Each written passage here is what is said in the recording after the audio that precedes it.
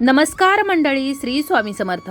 स्वयंपाकघरातील या वस्तू कधीही संपू देऊ नका, नाहीतर भोगावे लागतील गंभीर परिणाम. आता या कोणत्या वस्तू आहेत ज्या स्वयंपाकघरातील संपू द्यायच्या नाहीत याविषयीची माहिती सांगते ऐका. पण त्यापूर्वी चॅनलवर जर नवीन असाल तर चॅनलला सबस्क्राईब करा, जेणेकरून असेच आपले येणारे नवनवीन माहितीमय आणि भक्तिमय व्हिडिओ तुमच्यापर्यंत पोहोचत राहतील.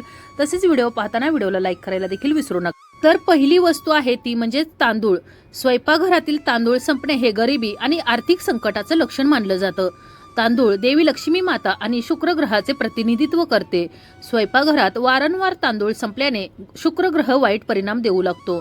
दुसरी वस्तू आहे हळद. स्वयंपाकघरातील हळद कधीही संपू देऊ नये.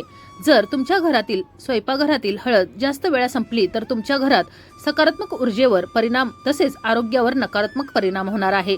तिसरी गोष्ट आहे स्वयंपाकघरातील तूप कधीही संपू देऊ नका. तूप संपल्याने आर्थिक अडचणी आणि जीवनात संघर्ष येऊ लागतो. चौथी वस्तू आहे स्वयंपाकघरातील मीठ. कधीही संपू देऊ नये. मीठ संपल्याने कुटुंबातील सदस्यांमधील नाते बिघडते, मतभेद सुरू होतात, तसेच आर्थिक चणचण देखील भासू लागते. तसेच स्वयंपाकघरातील पाण्याचे भांडे हे नेहमी भरलेले असावे, अन्यथा त्याचेही नकारात्मक परिणाम आपल्या कुटुंबाला भोगावे लागू शकतात. त्याचबरोबर पुढची वस्तू आहे साखर. स्वयंपाकघरातील साखर देखील कधीही पूर्णपणे संपू देऊ नये. जर ती साखर संपली तर तुमच्या घरातील सदस्यांमधील आनंद, शांती आणि गोडवा संपल्याचं प्रतीक मानलं जातं. तसेच पुढील वस्तू आहे पीठ. पिठाचा डबा रिकामा असणे कौटुंबिक कलह आणि अपमानाचे कारण बनू शकते. त्यामुळेच पीठ संपण्यापूर्वी त्याचबरोबर घरातील धान्य संपण्यापूर्वी या धान्याच्या डब्यामध्ये किंवा पिठाच्या डब्यामध्ये आपल्याला धान्य किंवा पीठ भरून ठेवायचं आहे. यामुळे माता लक्ष्मीची कृपा घरावर राहते.